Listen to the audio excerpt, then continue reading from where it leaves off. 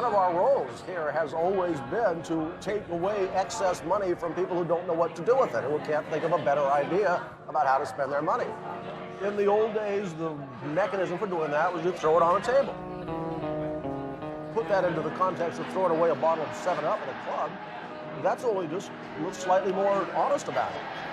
If you're talking crass commercialism, in the very best sense of the word, this is it. Is it the cultural center of the country? We may not want to think it is, but is it? What is the rest of the country? I don't know, but it's that place where they all leave and come here. I took a walk through this beautiful world. Felt the cool rain on my shoulder. Found something good in this beautiful world. I felt the rain getting colder. Sha la la la la, sha la la la la la, sha la la la la, sha la la la la la.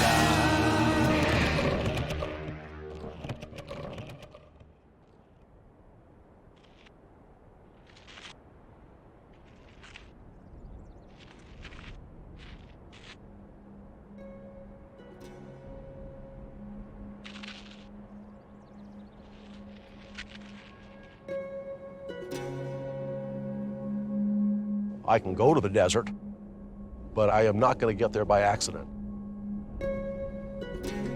But that's part of the whole experience of the desert is that, you know, it ain't friendly, it ain't nice, it ain't good, you know? You're out here, you know, a half a mile. It doesn't matter if you're a half a mile out or you're 20 miles out. There's no reason to walk a mile further. You're already in infinite desolation. Sin City was true, it was real. Part of moving out here was you were never going to see the family again. I mean, that was this. I'm moving to Vegas and you ain't coming to see me and I ain't coming to see you. I mean, that's the character of the city. It really was the you know, the pit of America. It wasn't that somebody came out here because I'm going to make $1 million. It was I'm going to come out here and I'm going to survive and you all ain't going to bug me anymore back home.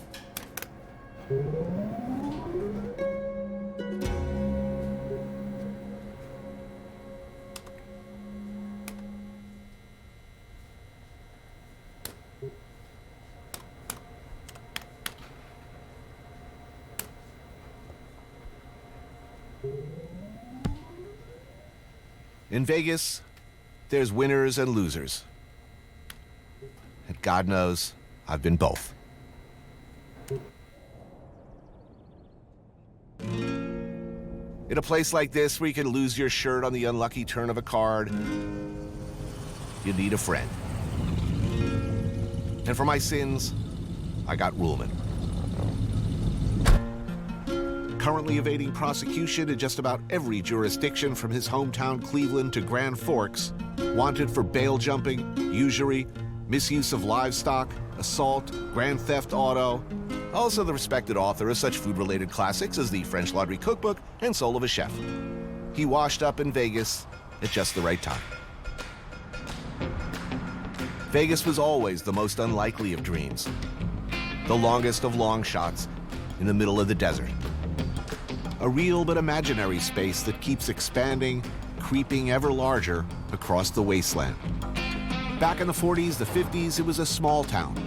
100,000 became 300,000, became 500,000, then 1 million, then 2. But it doesn't matter if it was 5 years ago or 50. The town has always ended like this. An abrupt cut and the desert rats on the horizon. But there are comfortable, dark places, too. Where a man can have a drink, meet like-minded sophisticados of the open West. Places like this.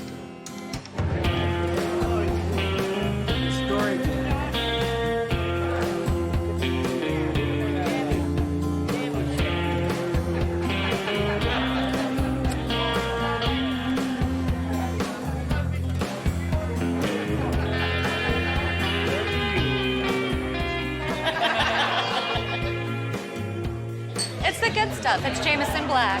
Yeah, that's dope.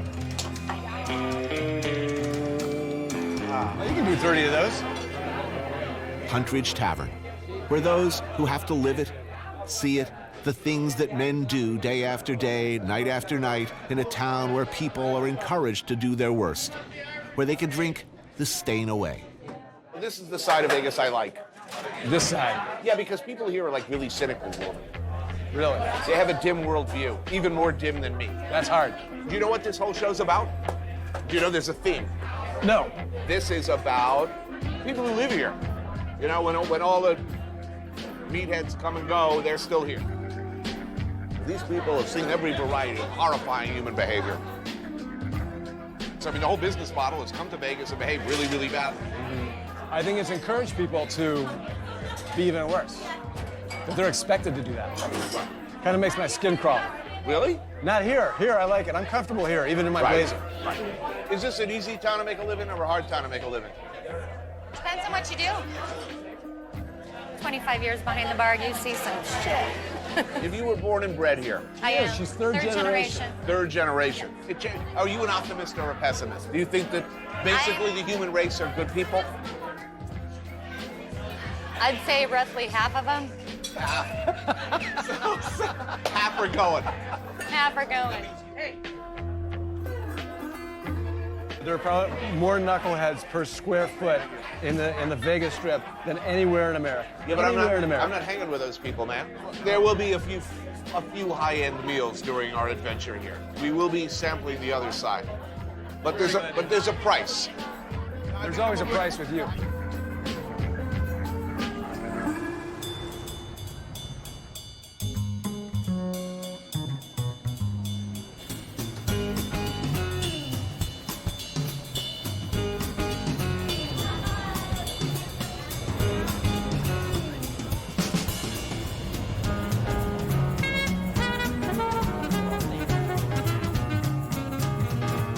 There are places in Vegas where the available rooms are not listed on any websites. Places reserved for the whales, the high rollers, the 10 million a night gamblers who arrive by private plane.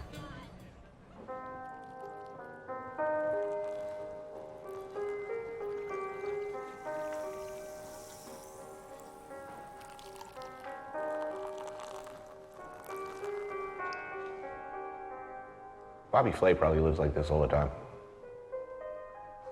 Yeah, it could go dark, couldn't it? Could get very dark here. I honestly never thought it would have come to this. Well, it was dunking fries 14 years ago, so. You've made some steps up. You're making me feel better about all of this luxury, looking back at that. Yeah, you deserve this. You're right. You deserve this. Entering my golden years era. They don't show this in the Viagra commercials, you know? They're always running down a beach with a tennis racket. They're never sitting here. You know, go out and kill some young people. You'd be like, throw another poor person in there. It's getting cold. To victory, Ruhlman. Victory in our time. You always try to comfort yourself in situations like this, thinking, oh, I'm sure there are, people who are really, really wealthy. They're probably really miserable. They don't know the sort of ups and downs, the happiness, the contrast, the passion that I have. But we don't know, do we? Right? Like maybe every day is like wonderful. Gentlemen, just to welcome you, little toast foie gras, black truffle vinaigrette. Lovely. Yes, sir. Toast foie gras, black truffle vinaigrette. Perfect, thank you. Delicious. Perfect, perfect.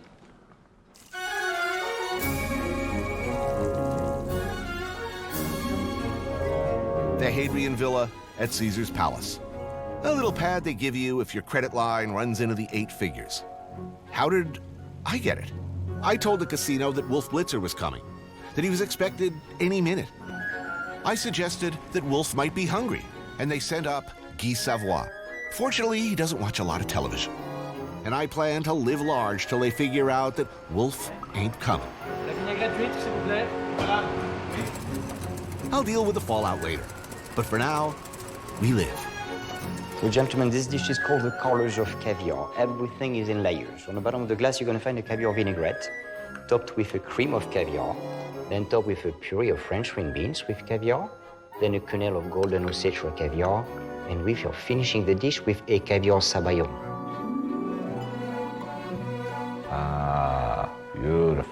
Look at that. It's rare that I say it's too beautiful to eat. I was just thinking now. Oh, speaking of fantastically luxurious.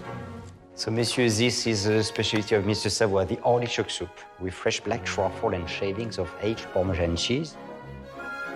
Oh, man. That's truffle.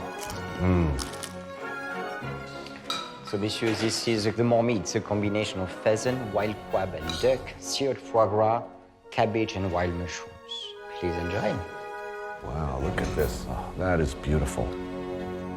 You feel guilty eating this well? I do. You do? I do.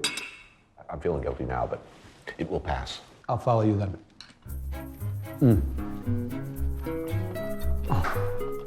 Wow. You ever even seen anything like this? I don't think I've ever seen anything like this anywhere. Yeah, me either. And the thing is, you can see the main pool from the window here. You can see the hoi polloi. I was thinking about inviting them all out to our crib Don't you dare do that. for a party. No. Hey, don't they deserve a good time? I don't know. Maybe not. Not gonna happen. We're getting back to guilt. Do you feel enlightened and inspired by this meal? What are you asking? What are you getting at here? You're trying to get at something. I'm trying to make myself feel better. I mean, I'm trying to prove that I'm down with the people, man. I'm still cool. This guilt keeps coming back. I You keep bringing up the guilt. You're right. I feel guilty. Then don't do these shows. What are you doing here if you feel so guilty about it? I don't. I feel guilty about not feeling guilty. That's more to the point. Now you're Right. trying to be honest with yourself. Right.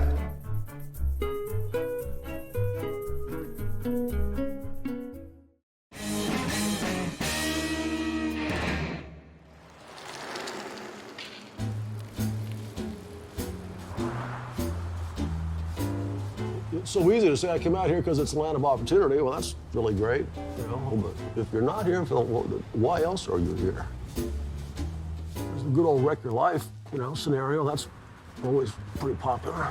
But if you change your mind about wrecking your life, now what do I do? There's a lot less self-reflection about why people are here than there is about most other places. What a lost opportunity that is.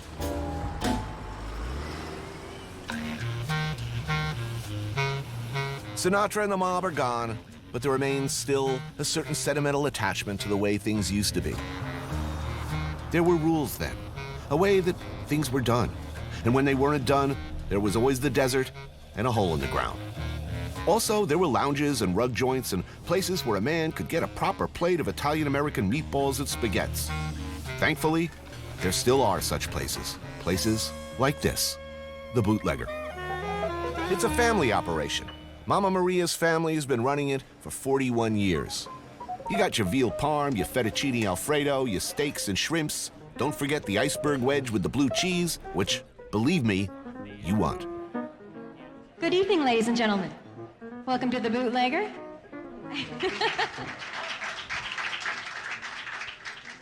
Thank you very much. This is Charlie Schaefer, my esteemed father. My name is Laura Schaefer, and we're your entertainment for the evening. I've got the blues, I feel so lonely. I'd give the world if I could only make him understand. Oh, it surely would be grand. The Bootlegger has a reputation for being a locals joint, and it is. But there's a lot of out-of-towners, too, sentimental fools like me, who, if they don't exactly miss Frank Sinatra, definitely miss Dino and Louis Prima and Keely Smith. Come home. When I was 19, I got my first show on the Strip, and it was a small casino, which is not there anymore now. It's been imploded for something newer, bigger, and better. Baby, won't you please come home? And what I do anyway, it's part jazz, part nostalgia. But I mean, obviously I do it with a heavy dose of nostalgia because I'm recreating the whole look, not just singing the old songs, which is what makes it fun for me. To call your name. When you left, you broke my heart. Pick one, Dean Martin or Frank Sinatra. You get to see one of them live in a small room like this. Frank Sinatra. Going with Dino. I like Dino as a person better because I've never heard anybody say anything bad about him. Whereas Sinatra, you'd have a hard time hearing something good. There does seem to be a soundtrack to Old Vegas. A soundtrack upon check-in? Right, yeah. Does that help? Who, me or Yeah, does it any help other you? entertainer? Well, an affection for the classics, an expectation that while I'm here, I should hear some standards. I don't know if there's a certain place that people stay who are sentimental about Las Vegas, because there are very few hotels left that were there in the old days. They've all been imploded. They've recreated ancient Rome, sort of, on the Amalfi Coast in Paris. You would think somebody would want to recreate Vegas. I'd go there. I'd work there. Yeah. Every hour, every day, you won't hear me say, oh, baby, won't you please come on home? Baby, won't you please come home?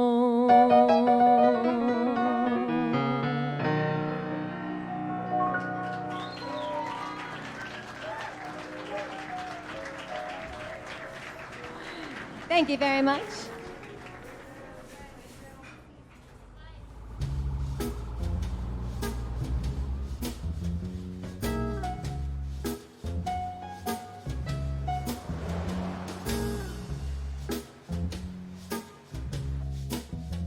You know, you used to be able to go see Louis Prima 3 a.m., have breakfast, and then go out and watch an atomic bomb explode in the distance.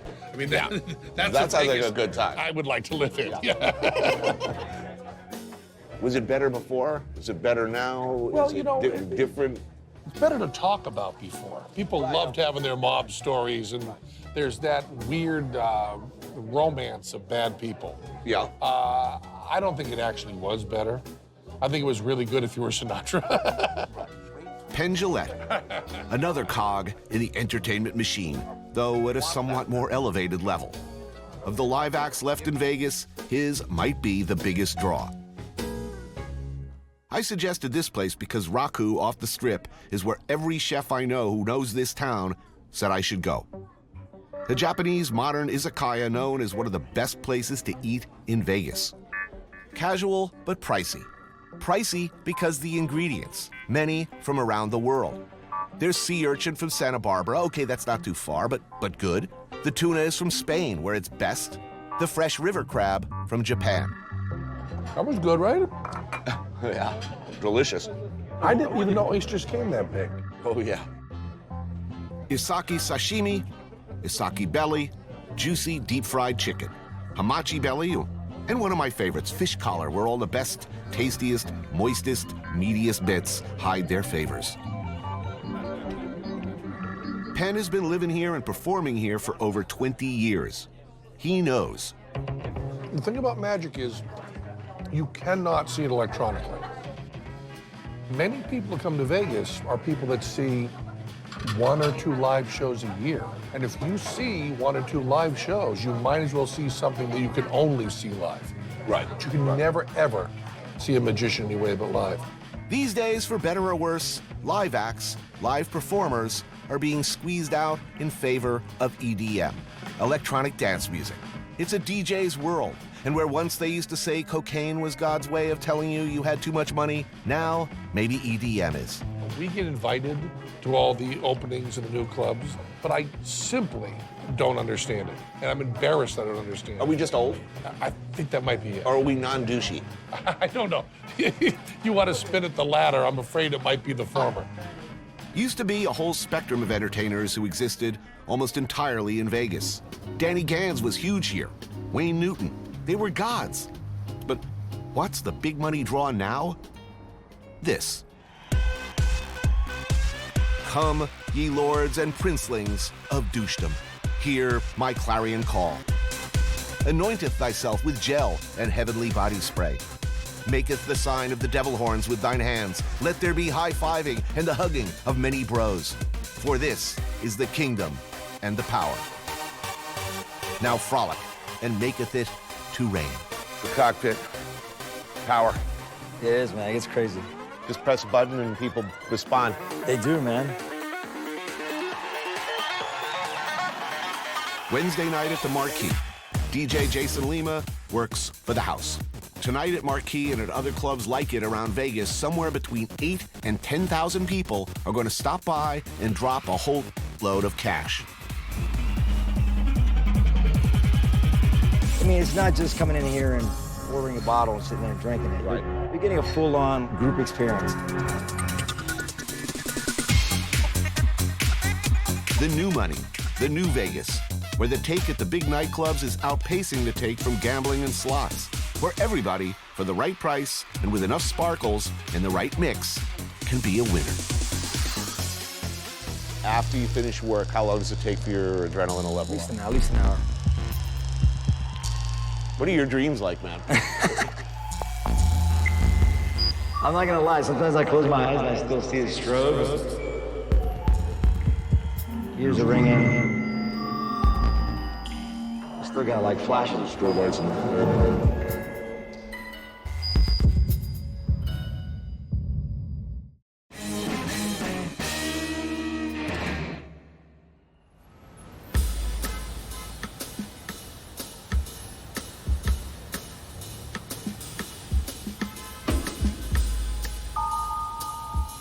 Las Vegas is an adult playland, and that's what we intend to be.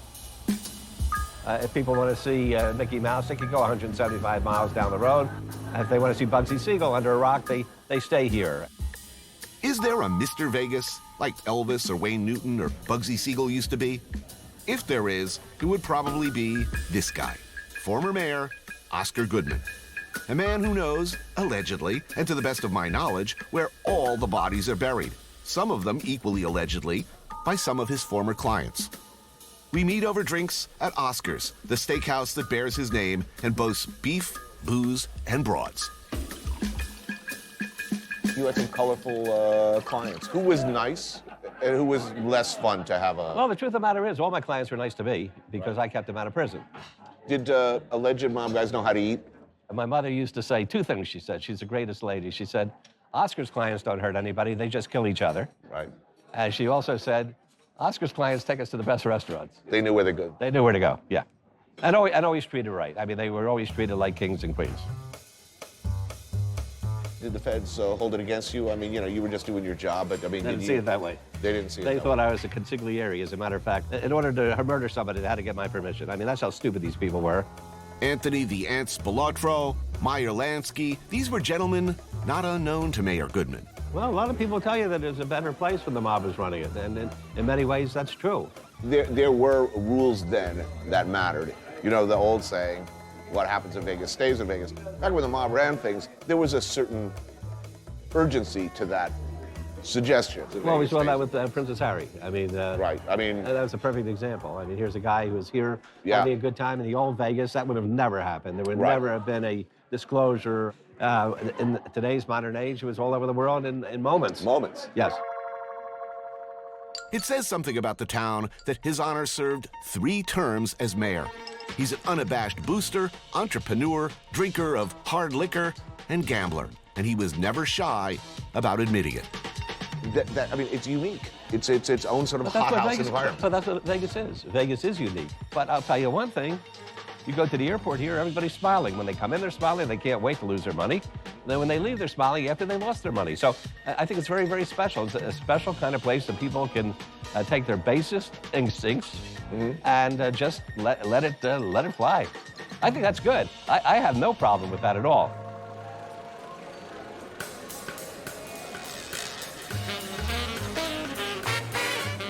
When you come to Vegas, you see this. The lights and smoke and mirrors, the casino floors. But who manages the machine? Where do they come from?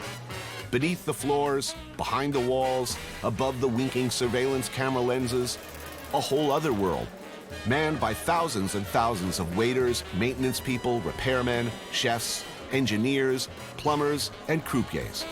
3 shifts a day, they slip in and out of the casinos almost unseen through their own entrances. But it's these people who've seen it all, seen everything. night after night. Benny's been working here since Caesars opened in August of 1966.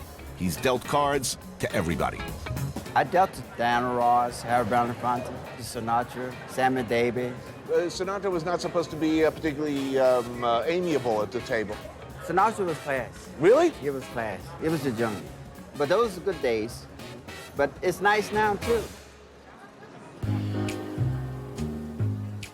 Would you describe yourself as a degenerate gambler? Yeah, I definitely have been. I'm trying to move past that. We have a 2-year-old at home, so I'm working in that phase, but I'll always have that gambling gear. There's no doubt about it.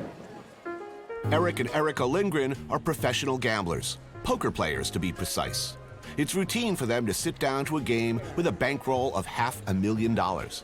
Tonight, slightly smaller stakes. Hey, Benny, how do you like my chances? Good. Good. That's a trained answer. Instead of actual poker, we're set up with a dumbed-down for the camera version of Texas Hold'em. You play against the house. The odds, to say the least, are stacked against you. Oh, here's a winner. Here's a winner. Yeah, 2 pair. He's cutting up over there. See how easy it is? You got this game down. Uh-oh. Those are famous last words. All right, let's put out a hundo. Let's see what happens. All right, now we have a pair of 7s. I want to bet. Okay. I have trips. Oh. That's gonna be pretty hard to beat. You're a dead man, Benny. I'm a dead man. I bet again. Okay. Jeez. 2 pair. Pair of deuces. Oh. 2 pair. Pair of 10s. Oh, no. Pair of kings. Benny. Oh, full house. Goodness, Benny. Huh? You got a full house. This is unbelievable. Is there like the cooler standing behind us? All right, well, that works for me. Thank you very much. This was what we call a learning experience in my case. That was fun. We got away with our shirts. Let's So not that's do good. it again. Yeah, let's never do it again.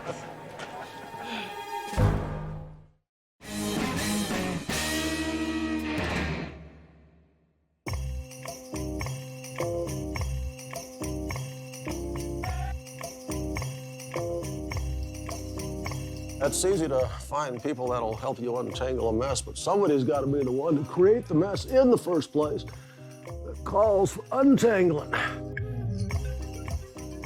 Where's our metaphor here? Easy to tangle, but untangling this. This is going to be so much fun. Anthony Bourdain is an artist and a born and bred Las Vegas native. After many adventures, and I'm guessing some misadventures as well, he chose to live here. You know, to what degree am I complicit in the worst of our city by making art that glorifies the city? I don't profit directly from what those people do, but of course I do because I live in the city and that money rolls all around us. But how do we live with it? It's not why and where other people come from who do the grotesque things people do here. It's how do we live here, complicit in it. And that's the big issue, is to be able to be self-reflective about the place, or you got to just go and stay high all the time because of the shame. I mean, you know, which is another popular way to deal with living here. Is Vegas a friendly town? Yeah, always friendly, because that's our job. But I mean, to itself, you know, Oh, that's a great you're a question. local. No, I mean, No. not a bit. This town's never had any respect whatsoever for the people who just happen to live here. In the old days, we were co-conspirators in those days. We weren't citizens. The new authorities, the new power, is exactly as anonymous as the old power. No phone number, no access, not a chance. There has been for some years an art community in Vegas. You know, like art, that makes your life, all our lives, better and makes us think. Granted, Vegas is a town designed to make you not think, to separate you from your money in as pleasurable a way as possible. So pleasurable that even after you limp out of town, leaking from your ass, with nothing in your pockets, you want to come back and do it again. Reflection, not so good. As a resident, what are the general rules of survival? Don't cry about being broke. I mean, if I'm broke, more than likely it's because I threw away my money, and too bad for me because I didn't get lucky. Don't cry about being broke, okay? I gave that away. What's another one?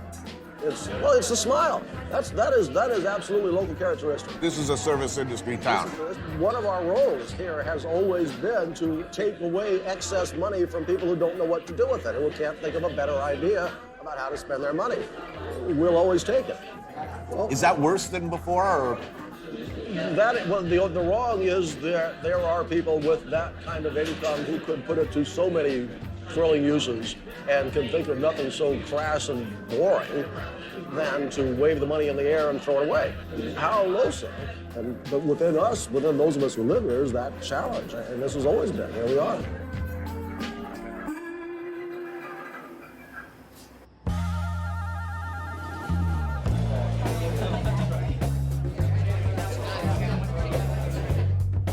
You are sitting at Lotus of Siam, best Thai restaurant in Vegas by far, one of the best Thai restaurants in America. Jet Tila has been here before. An LA guy, he came out here to do 4 years as executive chef at Encore, a Wynn casino on the Strip. He's a reigning authority on Thai food, but really everybody who loves Thai food knows about this place. What you should order here should only be Northern. If you go to the back of the menu, it says Northern Specialties. If you come here and eat chicken with cashew nuts and drunken noodles, someone should punch you in the face. Right. It's one of those restaurants. Saipen Chutama is the owner and chef. Now get this, and it's important. You don't do pad Thai here. You do what they are uniquely superb at, which is specifically the food of northern Thailand.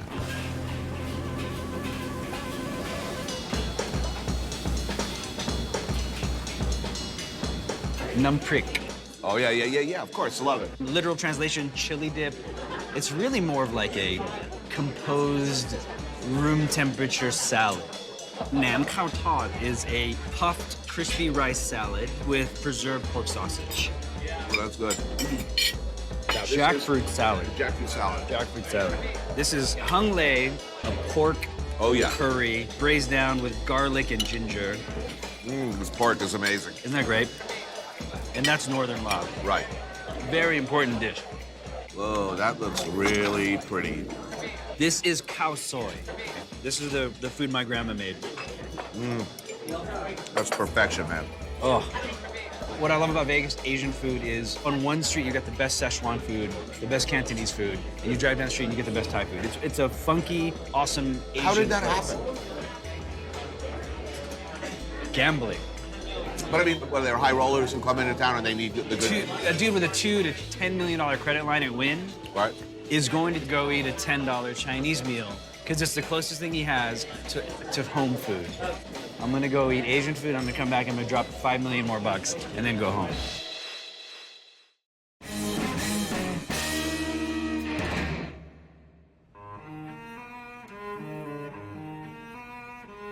And this is what avant-garde cooking is. People think that we want to do things in a way because we want to be cool. No, we do it because really we believe we are increasing the value of the product we're working with. We are giving you the essence. E by Jose Andres. Tonight, 3 seats. Tucked away in the back of another of Jose's restaurants, Jaleo.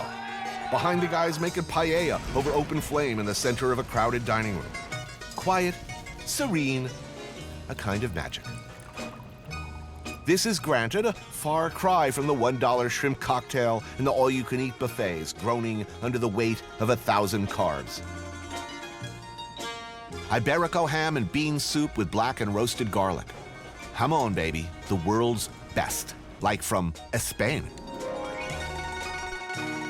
Nitro Almond Cup, a frozen shell made from a puree of Marcona almonds, filled with almond milk espuma and finished with Andalusian caviar.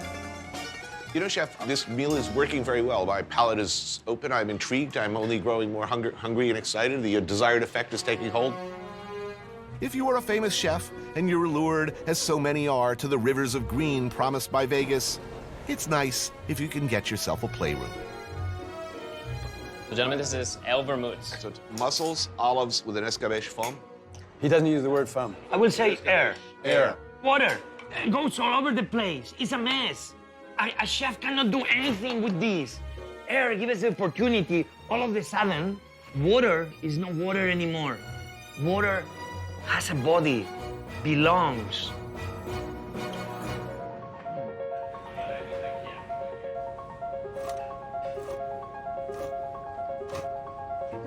The truffle egg, a gelée of truffles formed into an egg shape with an actual yolk suspended in the center. And this is the idea of what if we will be feeding our chickens truffles? Will their eggs become like this? Served with onion puree, yazabal cream, and finished with more, lots more, shaved white truffle. This is crispy chicken skin in escabeche. I'm sliding this off right into my face. Incredible. So gentlemen, this is your portion of the salt roasted foie gras, and Brian's gonna come finish it with a clementine sauce for you. And light is key, light and flavorful. Gentlemen, this is your next course. Cocochas al pio pio. This is a squid ink sauce? Yep. Awesome. This is Secreto Iberico de Bellota. The secreto, or the secret, it's the secret cut of the Iberian pig, yes. located underneath the front shoulder. This is an homage of the goodness of the sea meets the goodness of the earth. You know the work that goes into creating a menu like this? Hold on. That we put the work doesn't mean it's good. When a food critic, they come and they say, the chef was not there. And I look at the food critic saying, this is almost like a lack of respect. Who do you think these people are? Where do you think they come from? What do you think their careers are?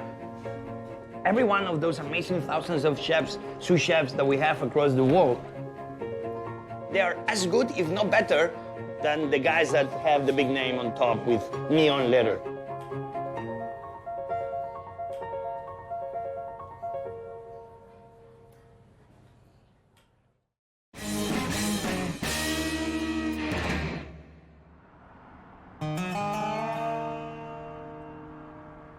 There is not 1 acre of preserved Mojave Desert in the city limits of Las Vegas. Why would you preserve this? This desolation is not nurturing. We can't be here unless there's a lot of technology supporting our present. And so, there's a sense of the city versus nature. This is not our friend. You'd think, looking at the vast lakes, the canals, the fountains of Vegas in the middle of a desert, the flush of 100,000 toilets, that the casinos and what they bring would constitute an obscene waste of water. And indeed, water is at an ever more desperate premium as the water levels in the Colorado River Reservoir at Lake Mead decrease at an alarming rate. But it ain't the casinos that are the culprits. In fact, Vegas casinos are a model of water efficiency and conservation. Main culprit? The all-American lawn, a little square of green. Robert Kern is water police. He patrols the Vegas streets looking for evidence of water violations. There's finally some water in the gutter, actually, on both sides. This is not their day. We're in an area where there shouldn't be any watering, yet there's water here. So that's what we do. We drive around looking for something like that to give them a little educational visit. Hey, you're not supposed to water today. So you don't wrestle them to the ground, cuff them, and drag them in? No, we do not. Although we can go to a fee. Around how much? $80. $80. What about the... Then it doubles. Then it 160, doubles. 320. And it just keeps going. Yeah. It seems to me a losing battle to try to keep your grass green. Do you Right. really need a lawn in the first place? Well, most everyone who lives here came from the Midwest or the East Coast, and it was all lush and green, and that's what Vegas was 20 years ago. It was lush and green. Sure, sure. The city assigns watering days to control usage and also encourages xeriscaping, a landscaping style focused on drought-resistant plants and efficient irrigation. And if you don't get with the program, there's a hole out there in the desert for you, Dad. Okay, not really. You get like a notice pinned to your door or something. But some people, they want the lawn. Yep. Gotta have it. And they can have it, just don't water on the wrong days. How critical is it? Very. I mean, there's no snow on the Western Sierra, so we don't get any continued flow into Colorado dumping into Lake Mead. Right. So unless something drastically changes, which there is no foreseeable relief in the near future, but gotta stay positive.